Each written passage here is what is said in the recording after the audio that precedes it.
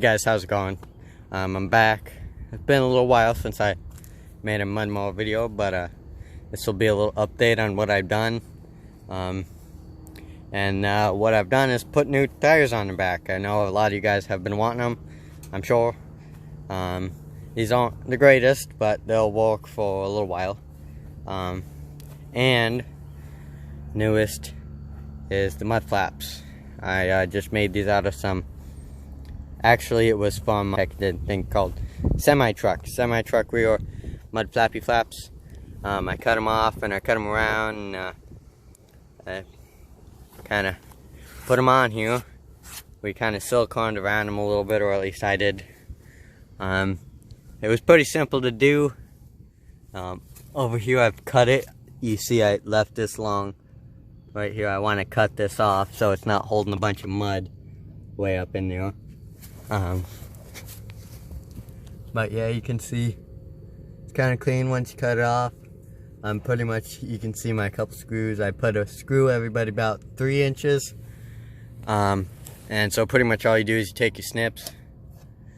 You snip it here, you snip all the way around, bend, and down to where you want to stop.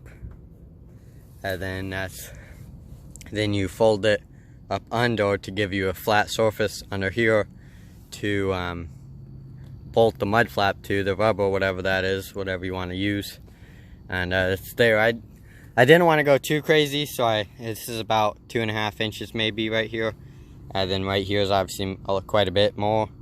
And then here I think is like 1.5 inches exactly.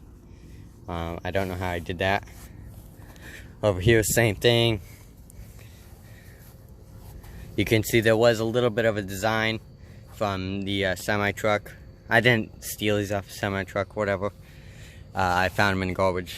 I would assume they came off a semi-truck. But yeah, that's how they look. Right there. Kind of look like wings. Then the tires.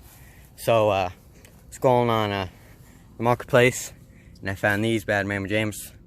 These are Gator tires. They're 22 by 10 by 9. I bought the tires and the rims. They're pretty much the exact same amount of tread as these have on them. They're just a little bit better tread pattern. It's more of a mud tire instead of, well, it is a mud tire instead of those little junky pieces of junk. Yeah, they probably got about 3/8 of an inch. I was thinking about cutting them, making them a sharper. But I don't know. It doesn't matter. They are a great, humongous, big help and big difference between traction. Bunch of the same. I got some bigger tires for the front, but probably not going to put those on. Probably going to put them on a new project that I have in the corner.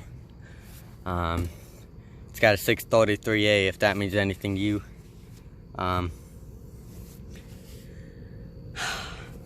Yeah. They got a little Gator sign. That's weird. And then to bolt them in, I believe these are 4x110 lug pattern. These, and you can see I should have done this from the beginning with the other tires, but I couldn't because of reasons. But I just, so on your standard lawnmower, there's normally 2 bolt pattern, two bolt holes already drilled in right here, boom to boom. Maybe there were these 2 or whatever, I don't care. But these 2, it's for wheel weights. I don't know where you're gonna put wheel weights on your garden tractor, or your lawnmower. But those actually lined up perfectly with, I believe, like I said, these are 4x110. I believe, could be wrong.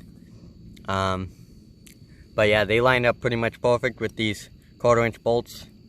And I was just able to slip them in, and then drill the other 2. Centered them up as best as I could with, putting a finger here and a finger here. And they seem, from last time I rode it around down the street, they seem to be pretty darn centered. yeah, there's a bunch of ways you can do it. You can measure from the back, which is what I think I did. Measure here to here, you know, and on all four corners. I think mine was 3.5 inches from here to this first line right here. It did bend the rim. As you can see, that's not really flat, not, you know, right there. You can see that's kind of bent maybe. It did bend them in, which is fine. That's just gonna hold them in place better, kind of. Yeah, it just worked out perfectly. So if you want 4x110 on your rims, you can see here, I tried wallowing them out because they were a little bit off, but that didn't work. It actually kind of was worse, because with these smaller bolts, they were able to wiggle around. But yeah, then I just put them on, and they've been on really good. My exhaust, they are so close to hitting my exhaust. I have another motor I want to put on this thing. That will be later. So to ask you a question, I have 2 motors. I know I just motor swapped this one in. I have 2 motors I can put in this. So here's my idea. My idea is that once I get this stupid hood off, my idea is that I'm gonna try and make a couple more videos with this motor and the snorkel, because like I said, I kind of screwed myself over. But like I said, in one of my very first motor mower videos, I said I would try my absolute best to take the mower completely underwater, and I really want to do that anyway. But so I'm thinking I'm gonna take this motor off, because the whole problem was I'm trying to make 2 mowers into one. I'm trying to make a water bogger mower that'll go, you know, over the steering wheel deep, and a reliable trail mower. And those two don't really mix. The problem is this fan in here and all the stuff on here. So I'm thinking I'm gonna make a couple more mud mower videos, going super deep, you know, pushing the limits to this snorkel right here, and hope and pray I can get, you know, pretty close. And I'm thinking I'm gonna toss this motor. I know I said in the motor swap video, 1 or 2 horsepower is going to make a difference, because I think this is a 15.5, and that motor way over there you can see is a 17.5, and it makes difference. I'll tell you that. Those look like chunks. I thought they were metal. But it makes a difference, and I have a 22.5 horsepower Briggs V-twin, and that would look really cool on this thing. I don't have it yet, but it's here, and I can steal it off sometime. Yeah, so I want to put this on here because I think it's going to be way more fun, way more viewer happy to just make these things rip, instead of just trying to go through the water. So I'm thinking that's what I'm going to do. I got that big V-twin. I'm probably going to do that to this thing. It'll sound cool, and it'll be just way more horsepower. 15 plus 22. It's going to be another 7 horsepower added to this thing. It's going to be a lot of weight, but I think the weight and the horsepower will make a difference, or will cancel each other out. Yeah, so that's what I'm hoping to do. I want to also get a 830 transaxle, Peerless 830, I think is what they're called. 820. I don't know, one of those two, 820 or 830. I like this transaxle, but it's a little scary. I feel it's not gonna hold up, especially the 22 horsepower. So I'm thinking I'm just gonna get the 830, 820, whatever the heck it is, 22 horsepower V-twin, redo that front end because it's really bad, and have a solid mower. Yeah, I just did. I just came off this hill, wrapped the wheelie, stuck on the rear end. You can see little stuff, even a leaf up here. So I don't know. I'll probably get a video. I'll make a small review video type thing on these, since I probably don't have time in this video.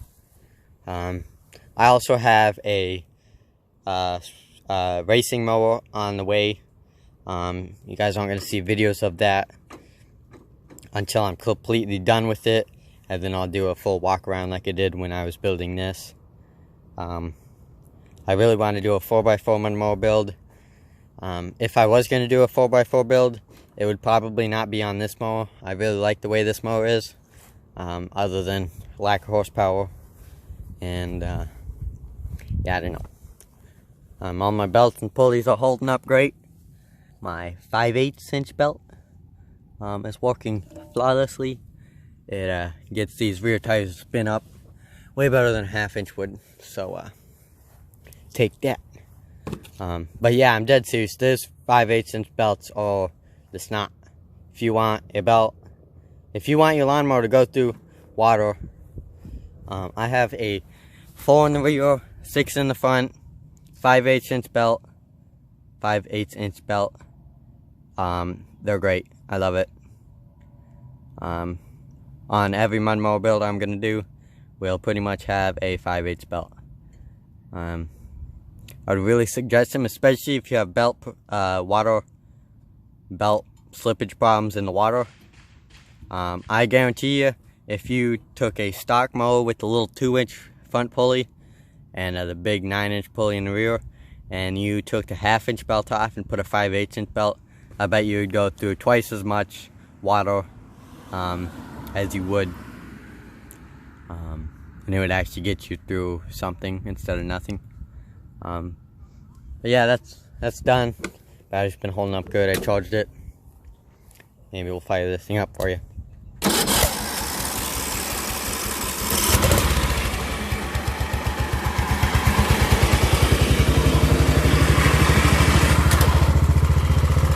There we go.